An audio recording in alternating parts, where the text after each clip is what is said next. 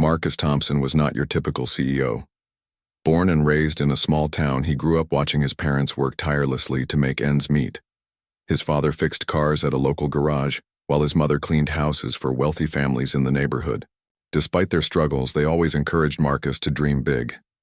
They told him that education and hard work could open doors that seemed impossible to unlock. And so, Marcus took those words to heart. From an early age, Marcus showed a knack for problem solving. When he was just 10 years old, he dismantled his family's broken radio, determined to figure out what was wrong with it. After hours of tinkering, he managed to fix it, much to his parents' amazement. That moment sparked something inside him, a love for technology and innovation. By the time he reached high school, Marcus was already building simple computer programs in his spare time, teaching himself coding from books borrowed from the library. But life wasn't easy for Marcus. As one of the few black students in his school, he often felt like an outsider.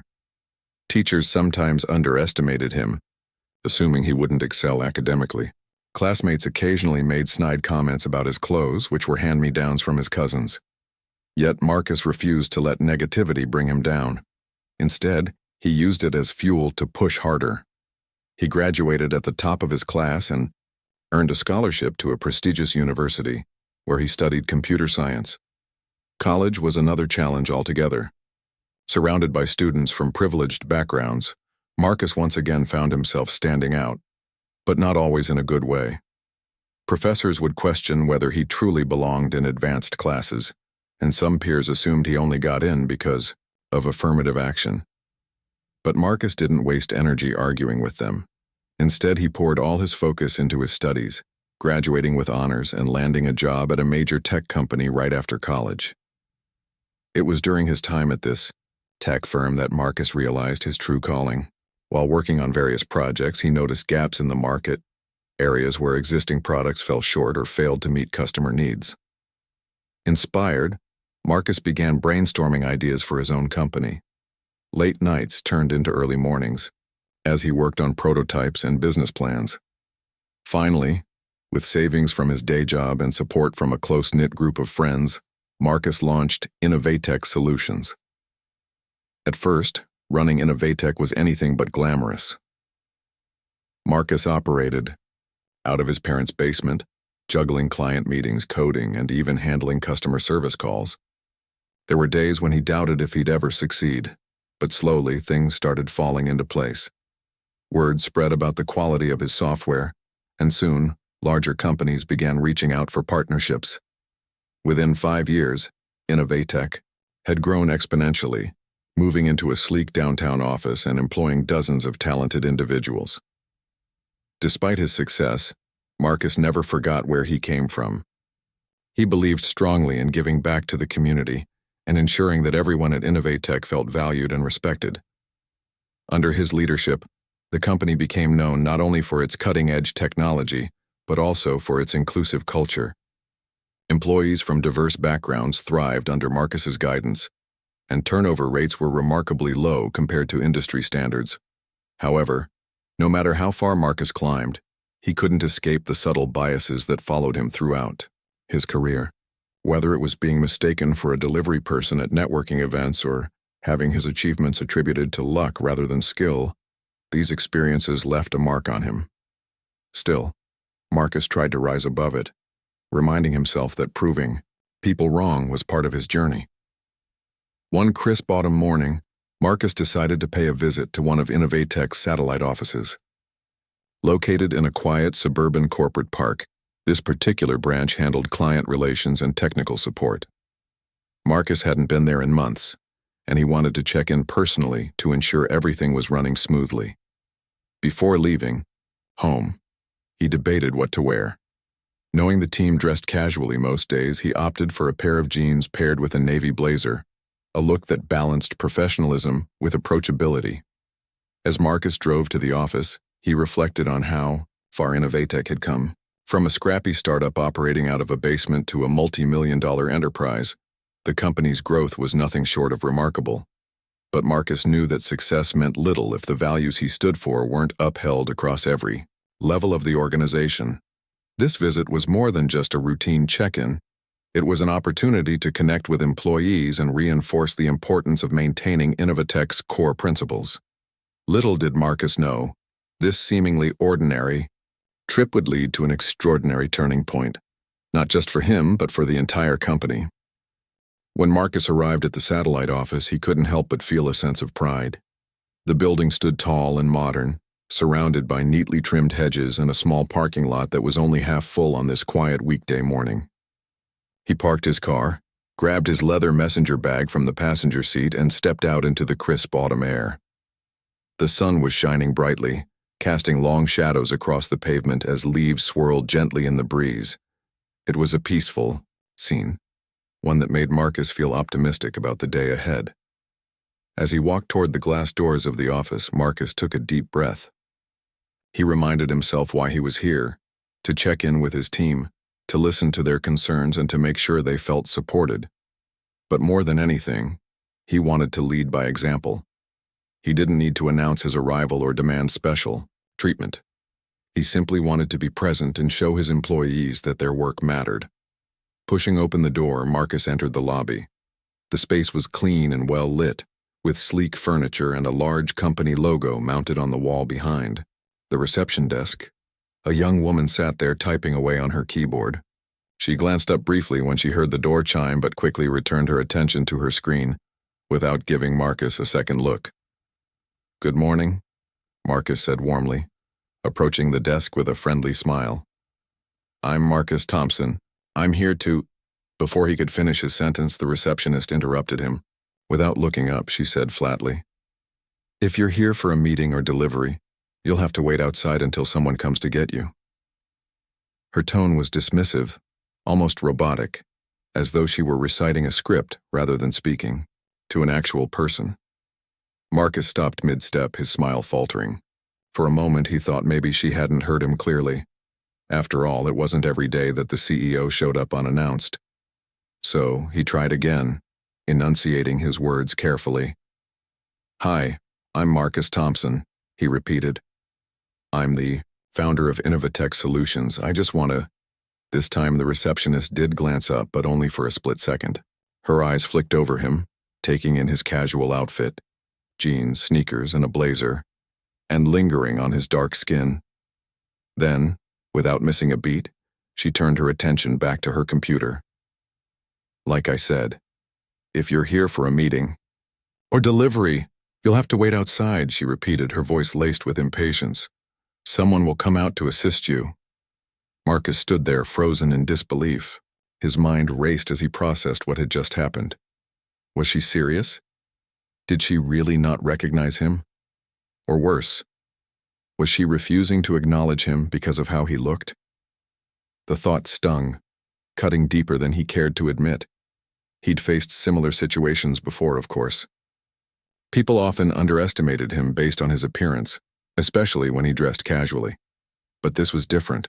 This wasn't some random stranger at a coffee shop or a networking event. This was his company, the one he'd built from scratch, and yet even here he wasn't immune to judgment. For a fleeting moment, Marcus considered proving her wrong. He could pull out his phone and show her emails signed with his name, or call one of the managers to vouch for him. But something stopped him. Maybe it was the way she refused to meet his gaze, as though avoiding eye contact would absolve her of accountability. Or maybe it was the sinking realization that this wasn't just about her. It was about a system that allowed such behavior to exist, unchecked. Instead of arguing, Marcus nodded slowly, keeping his expression neutral. "All right," he said quietly, turning away from the desk. "I'll wait outside." As he stepped back through the glass doors, the cool air hit him like a slap in the face.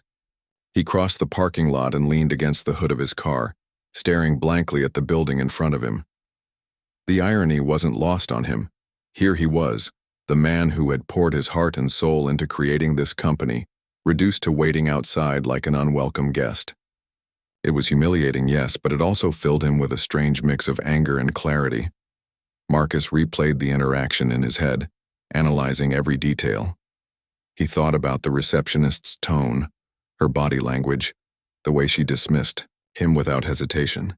He wondered if she would have treated him differently if he'd been wearing a suit instead of jeans, or if his skin had been lighter, or if he'd introduced himself with a title like Mr. Thompson instead of just Marcus. The questions swirled in his mind, each one fueling his growing frustration. But beneath the anger was something else, a determination to address the root of the problem. This wasn't just about one rude receptionist. It was about the culture that enabled her behavior. If someone working for his company couldn't see beyond stereotypes and assumptions, then what did that say about the values they claimed to uphold? Marcus had always prided himself on fostering an inclusive environment where everyone felt respected and valued. Yet moments like this served as painful reminders that there was still so much work to be done. Standing there in the parking lot, Marcus began to formulate a plan. He pulled out his phone and dialed his executive assistant, asking her to gather the senior leadership team for an emergency meeting at the satellite office. As he hung up, he noticed a few employees arriving for work, chatting and laughing as they headed inside. None of them recognized him either. They walked past him without a second glance. It was almost surreal, watching people who worked for him go about their day completely unaware of his presence, or the storm brewing just beneath the surface. By the time the leadership team arrived, Marcus had calmed down enough to articulate his thoughts clearly. He greeted them with a firm handshake and led them into a conference room, closing the door behind them. For the next hour, he recounted the incident with the receptionist, describing every word and gesture in vivid detail. Some members of the team listened intently, nodding along as they absorbed the gravity of the situation. Others shifted uncomfortably in their seats, avoiding eye contact as though hoping the conversation would end soon. When Marcus finished speaking, the room fell silent. No one dared to break the tension. Finally, one of the executives spoke up, tentatively suggesting that perhaps the receptionist had simply made an honest mistake. "Maybe she didn't realize who you were," he offered, though his voice lacked conviction. Marcus shook his head. "It doesn't matter whether she knew who I was or not," he replied firmly. "What matters is how she treated me, and what that says about our company culture. If we can't ensure basic respect and professionalism at the front desk, how can we expect our clients and employees to trust us?" The room grew quiet again as the weight of his words sank in. Marcus knew this wasn't going to be an easy conversation, but it was a necessary one. He had spent years building Innovatech into a successful business, but success meant nothing if it came at the cost of integrity. And so, with a heavy heart but unwavering resolve, Marcus prepared to make a decision that would shake the foundation of his company and leave a lasting impact on everyone involved. After the initial shock of the receptionist's behavior wore off, Marcus found himself sitting in his car, staring at the satellite office building. The parking lot was quiet now, save for the occasional sound of footsteps as employees entered or exited the building. His mind buzzed with conflicting emotions, anger, frustration, sadness, but above all, a deep sense of responsibility weighed heavily on him. This wasn't just about one person's mistake. It was about the larger implications of what had happened. Marcus had always believed that leadership meant more than making profits and hitting targets. It meant setting an example, creating a culture where everyone felt valued and respected regardless of their background or appearance. But today he realized his company had failed to live up to those ideals. The incident with the receptionist wasn't an isolated event. It was a symptom of something deeper, something systemic. And if he didn't address it head-on, it would continue to fester, eroding the foundation of everything he had worked so hard to build. He opened his laptop and began drafting an email to his executive team. In clear, concise language, he explained what had happened and requested their immediate presence at the satellite office. He wanted them to witness firsthand the environment they were responsible for overseeing.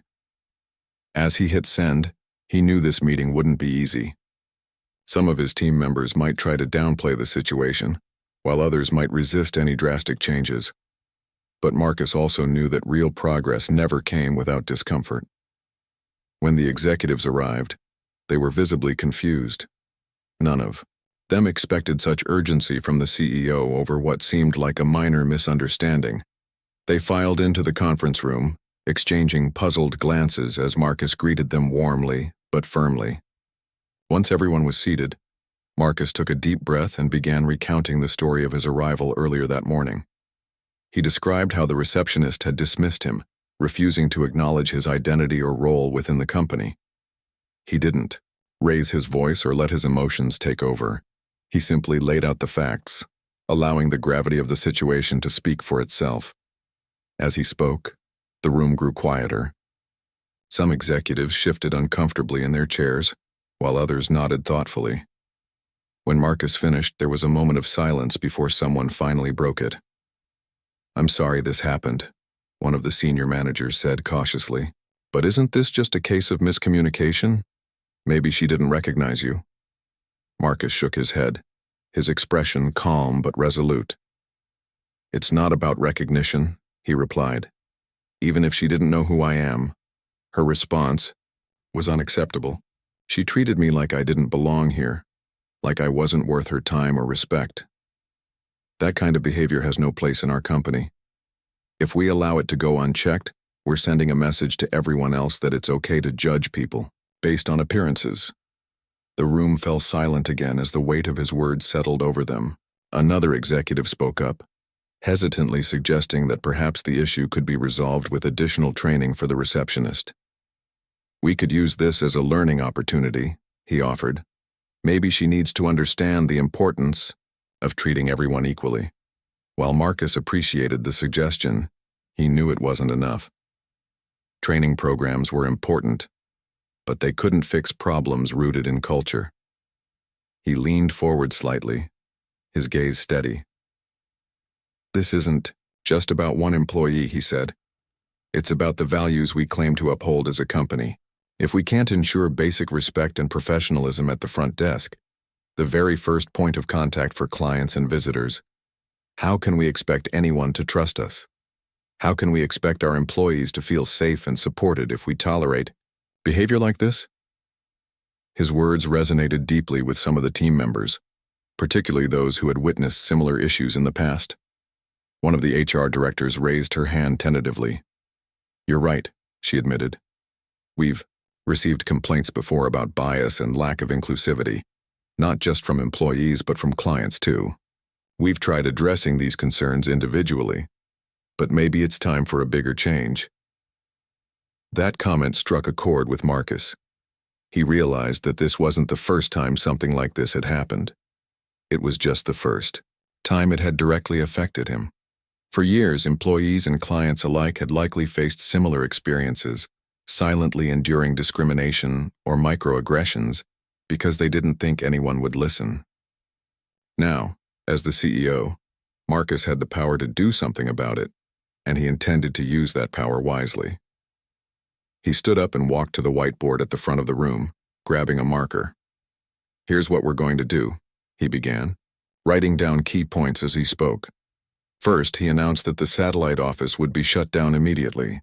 The decision shocked the room, eliciting gasps and murmurs of disbelief.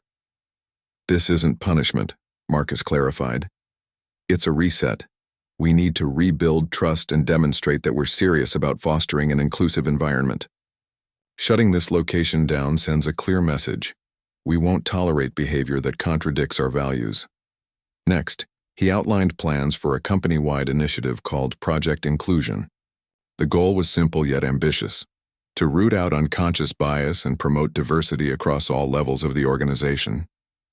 Mandatory training sessions would be held for every employee, from entry-level staff to senior management. Feedback channels would be created to encourage open communication, ensuring that employees felt comfortable voicing concerns without fear of retaliation. Additionally, Marcus proposed partnering with external consultants to conduct audits and provide recommendations for improving workplace culture. Finally, he addressed the fate of the receptionist involved in the incident. While firing her outright might have felt satisfying in the heat of the moment, Marcus believed in giving people a chance to grow. Instead, she would be offered resources to improve her professional development elsewhere, along with a severance package to ease the transition. "We're not here to punish individuals," he emphasized. "We're here to create lasting change." By the end of the meeting, the atmosphere in the room had shifted. What started as confusion and resistance had transformed into determination and purpose. The executives left the conference room knowing they had a monumental task ahead of them, but also knowing they had the full support of their CEO. Marcus watched them go, feeling a mix of exhaustion and hope. He knew the road ahead wouldn't be easy, but he also knew it was the right path to take. As he packed up his things and prepared to leave the satellite office for the last time, Marcus paused by the front door.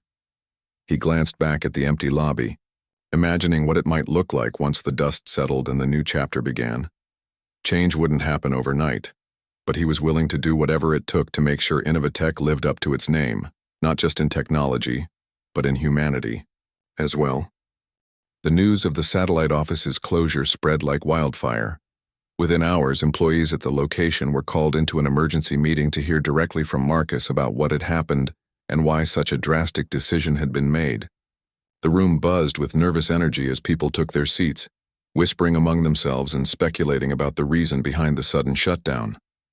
Some assumed it was financial trouble, while others feared layoffs or restructuring. No one could have guessed the real story. When Marcus walked into the conference room, the murmurs died down instantly. His presence commanded attention, but there was no trace of anger or hostility in his demeanor. Instead, he exuded calm authority, his expression a mix of seriousness and empathy. He stood at the front of the room, looking out at the sea of faces before him. For a moment, he simply observed them, letting the weight of the situation sink in. "Thank you all for coming," Marcus began, his voice steady and clear. "I know this is unexpected, and I'm sure many of you are wondering why we're here today. Let me start by saying that this isn't an easy conversation for any of us, but transparency is important, so I want to share exactly what led to this decision." He then recounted the events of that morning, the way he had been treated by the receptionist, how he was dismissed without being given a chance to explain who he was. As he spoke, some employees nodded in understanding, while others looked visibly uncomfortable. A few even glanced toward the corner of the room where the receptionist sat, her face pale and downturned.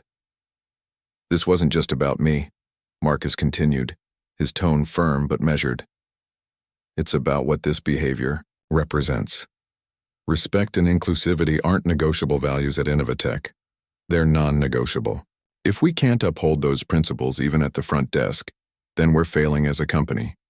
And I refuse to let that happen." The room remained silent as Marcus explained his reasoning for closing the office. He emphasized that this wasn't punishment for the employees themselves, but rather a necessary step to address deeper cultural issues. "This isn't about you," he said, addressing the staff directly. "Many of you work incredibly hard and contribute positively to our mission, but sometimes big changes are needed to create lasting impact. This is one of those times." Not everyone agreed with his decision. Some employees raised their hands to express frustration or confusion. One man stood up, his arms crossed defensively. "With all due respect, sir," he said, "shutting down the entire office seems extreme. Why not just deal with the individual involved? Isn't this hurting innocent people?"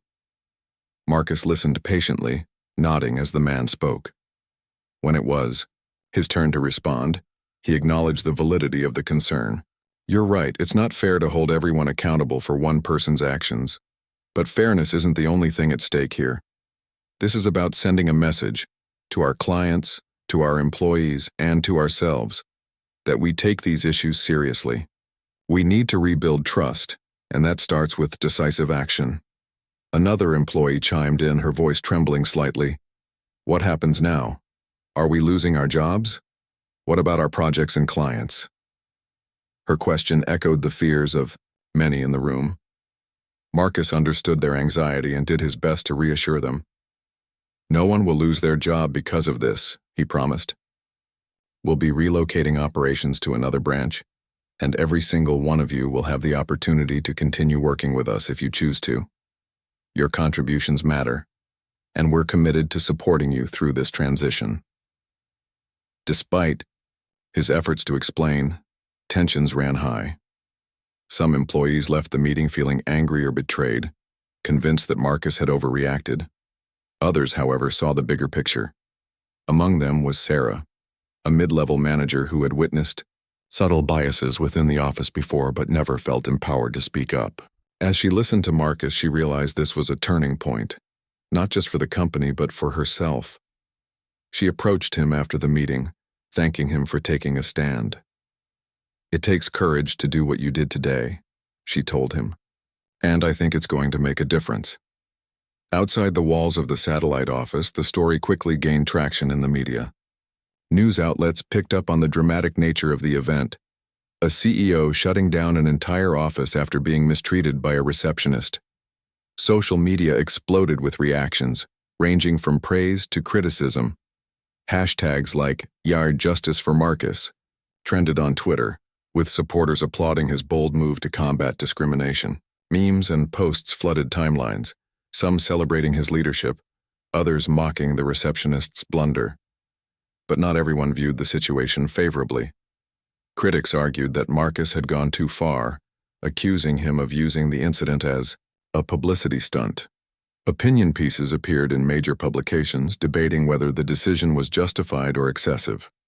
Talk shows invited experts to weigh in, sparking heated discussions about workplace bias and corporate accountability.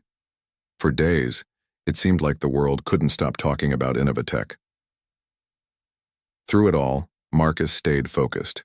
He avoided engaging in public arguments or defending himself against detractors. Instead, he used the attention to highlight the importance of addressing systemic issues in the workplace. In interviews, he spoke passionately about the need for companies to prioritize inclusion and equity, sharing personal stories of the challenges he'd faced throughout his career. "This isn't about me," he reiterated again and again.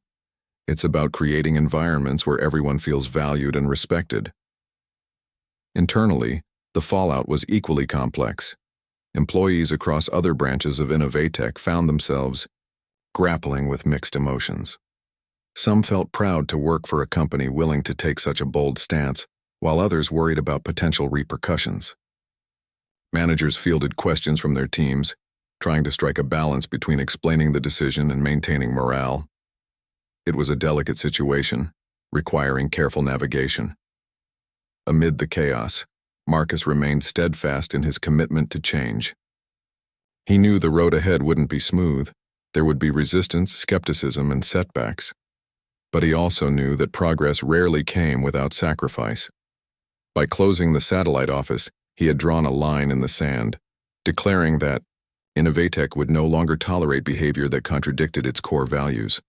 And though the journey to rebuilding trust and fostering inclusivity would take time, Marcus was determined to see it through.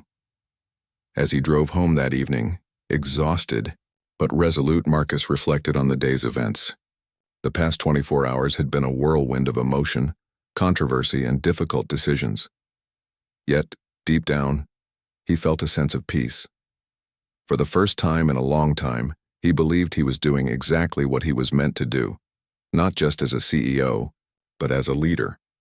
And as he pulled into his driveway, he reminded himself of something his parents used to say: "Sometimes the hardest choices lead to the greatest growth." In the weeks following the closure of the satellite office, Marcus threw himself into rebuilding Innovatech's culture. The decision to shut down the location had been bold and controversial, but now came the harder part: ensuring that the company didn't just move past the incident but grew stronger because of it. He knew that true change required more than words. It demanded action, consistency, and accountability at every level. The first step was launching Project Inclusion, a comprehensive initiative designed to address unconscious bias and promote diversity within the company. Marcus understood that training sessions alone wouldn't be enough. They needed to go deeper, tackling systemic issues head-on. So, he brought in external consultants who specialized in workplace equity and cultural transformation. These experts conducted audits, interviewed employees, and analyzed data to identify areas where biases might exist, whether in hiring practices, promotions, or day-to-day interactions. One of the most impactful components of Project Inclusion was the mandatory training program. Every single employee, from interns to senior executives, was required to attend workshops focused on recognizing and overcoming implicit biases. The sessions weren't lectures filled with dry statistics or vague platitudes. They were interactive, thought-provoking experiences. Participants engaged in role-playing exercises, group discussions, and self-reflection activities. They explored real-life scenarios, learning how small actions or assumptions could have big consequences. For many employees, these workshops were eye-opening. Some admitted they hadn't realized how their own behaviors might unintentionally exclude others. Others shared personal stories of feeling marginalized or overlooked, sparking empathy and understanding among their colleagues. Slowly but surely, the conversations began to shift. People started talking openly about topics they'd once avoided: race, gender, privilege, and power dynamics. It wasn't always comfortable, but Marcus believed discomfort was necessary for growth. To complement the training, Marcus introduced new feedback channels aimed at fostering open communication. Employees could now submit anonymous reports if they encountered discriminatory behavior or felt unsafe at work.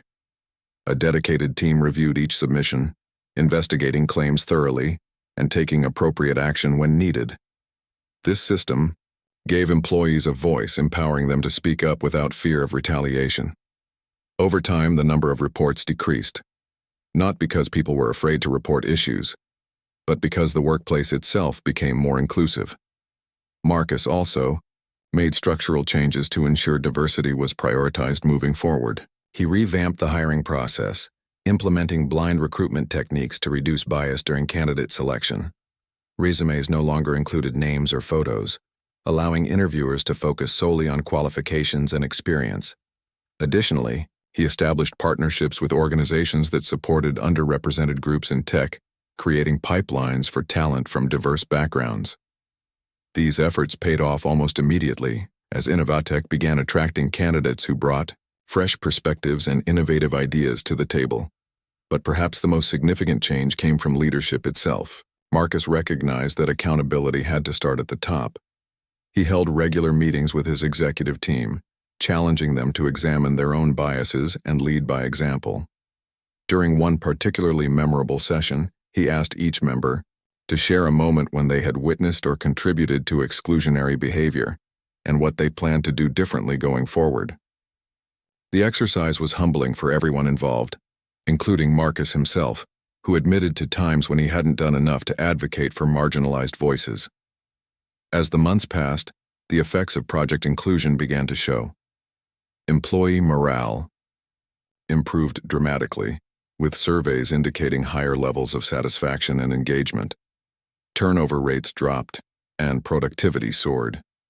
Clients noticed the difference too, praising Innovatech not only for its cutting-edge technology but also for its progressive approach to leadership.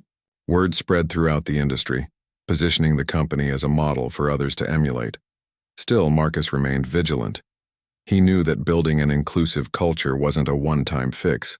It was an ongoing commitment.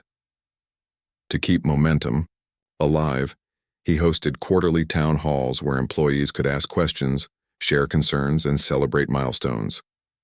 At one such event, Sarah, the mid-level manager who had approached him after the satellite office meeting, spoke publicly about her journey. She described how the initiatives had inspired her to become a mentor for younger colleagues, helping them navigate challenges she herself had faced early in her career. Her story resonated deeply with the audience, earning a standing ovation. Meanwhile, Marcus kept a close eye on the new satellite office he had opened in a more diverse area of the city. This time he took extra care in selecting the team, prioritizing candidates who demonstrated not only technical skills, but also a genuine commitment to inclusivity. The receptionist position, in particular, was filled by someone whose background in customer service and passion for equality stood out during the interview process. On the day the new office officially launched, Marcus visited to personally welcome the staff. Standing in the bright, welcoming lobby, he couldn't help but feel a sense of pride. The space buzzed with energy, reflecting the values he had worked so hard to instill. Of course, there were still moments of doubt. Some critics continued to question whether closing the original office had been the right call, arguing that it had caused unnecessary disruption. Others accused Marcus of grandstanding, claiming his actions were motivated by ego rather than principle. But Marcus refused to let negativity derail him.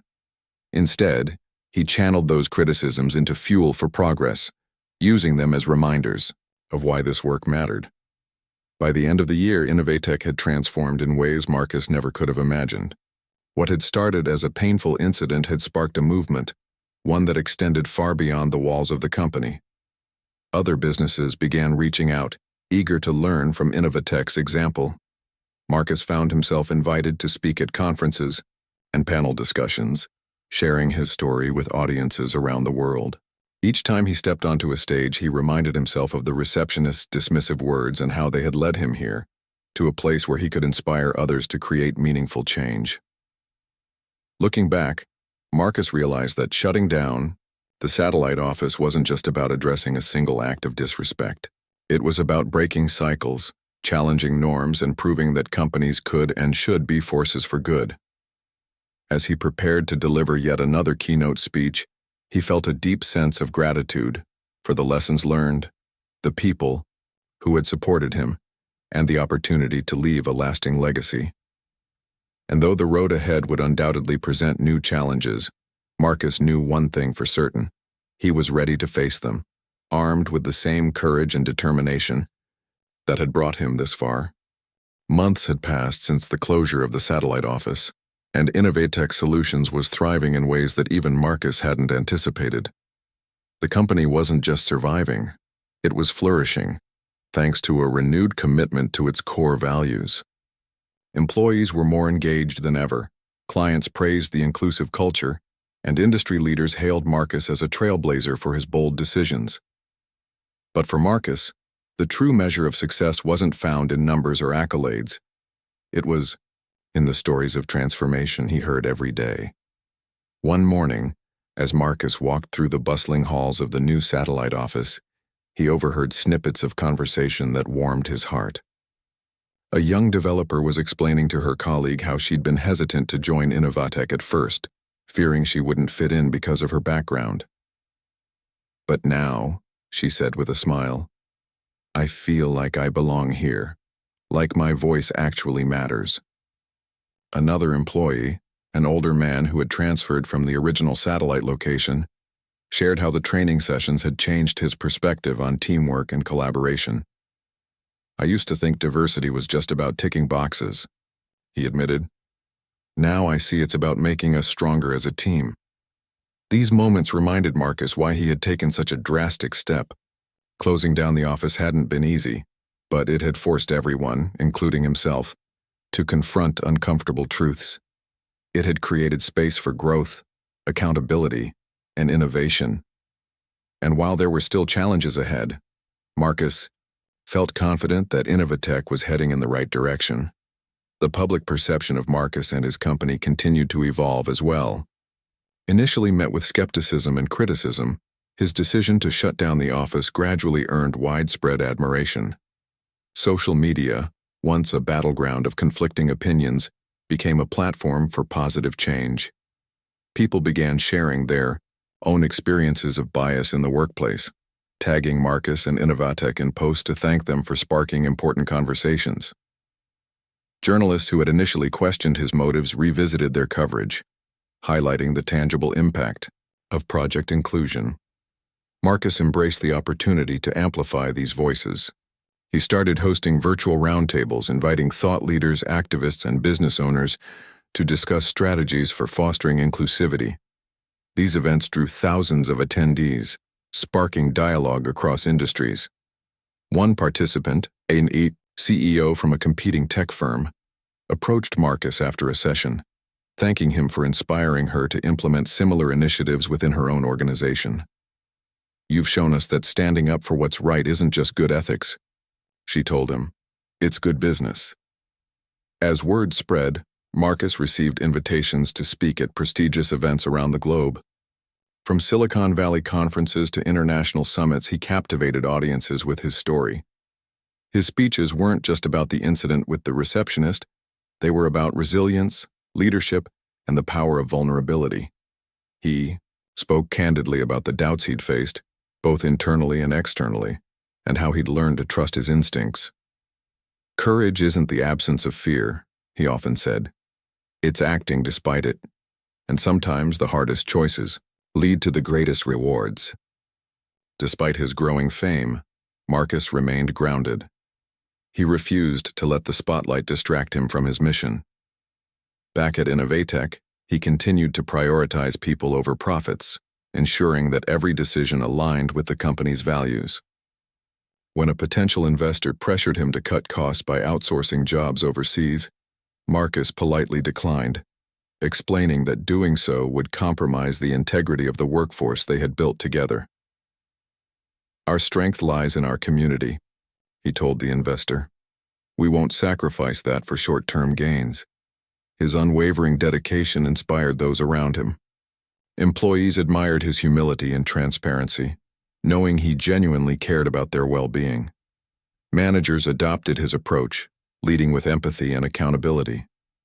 Even clients noticed the difference, praising not only the quality of Innovatech's products but also the humanity behind them. One longtime customer wrote a heartfelt email thanking Marcus for setting a standard that other companies should aspire to. "Your actions have reminded me that businesses can be forces for good," she wrote. "Thank you for proving that profit and purpose aren't mutually exclusive." Amid all the progress, Marcus took time to reflect on his personal journey. He thought about the little boy who had grown up watching his parents work tirelessly, instilling in him the belief that hard work could overcome any obstacle. He remembered the college student who had faced prejudice but refused to let it define him. And he recalled the entrepreneur who had risked everything to build something meaningful. Each chapter of his life had shaped him into the leader he was, today, a man unafraid to challenge the status quo and stand up for what he believed in. Still, Marcus knew he wasn't perfect. There were days when self-doubt crept in, whispering that maybe he'd made mistakes along the way. On those days, he leaned on his support system, his family, friends, and colleagues, who reminded him of how far he'd come. His mother, always, his biggest cheerleader, called him one evening to share a piece of wisdom. "Success isn't about never falling," she said. "It's about getting back up each time you do." That advice resonated deeply with Marcus. He realized that his journey wasn't just about achieving success, it was about learning, growing, and leaving a legacy. By closing the satellite office, he hadn't just addressed a personal insult, he had ignited a movement toward greater equity and inclusion. And though the receptionist's words still lingered in his memory, they no longer carried the sting of rejection. Instead, they served as a reminder of the power of perseverance and the importance of staying true to oneself. In the final months of the year, Marcus achieved a milestone that solidified his place as a visionary leader. Innovatech was named one of the top 10 most innovative companies globally, alongside giants like Tesla and SpaceX. The award ceremony was held in New York City, and as Marcus accepted the trophy, he couldn't help but feel overwhelmed with gratitude. Looking out at the audience, he saw faces filled with admiration and respect.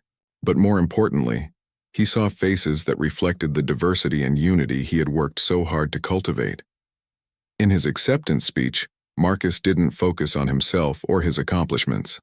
Instead, he dedicated the honor to everyone who had supported him along the way, the employees who had embraced change, the critics who had pushed him to improve, and the countless individuals whose stories had inspired him to keep going. "This isn't my victory," he said. "It's ours, because real progress is never achieved alone." When the applause died down, Marcus returned to his seat, feeling a profound sense of fulfillment. As the lights dimmed and the program continued, he glanced at the trophy in his hands. It was a symbol of what could be achieved when courage met conviction. But for Marcus, the greatest reward wasn't the recognition. It was knowing that he had turned a painful moment into a defining chapter of his legacy. As the night came to an end, Marcus stepped outside into the crisp December air. The city skyline glittered before him, alive with possibility. He thought about the future, not just for Innovatech, but for the broader world. If one decision could spark so much change, imagine what else was possible. With renewed determination, Marcus resolved to keep pushing boundaries, challenging norms, and advocating for a better, fairer tomorrow. And as he walked away from the event, Surrounded by loved ones and colleagues, Marcus knew one thing for certain. This was only the beginning.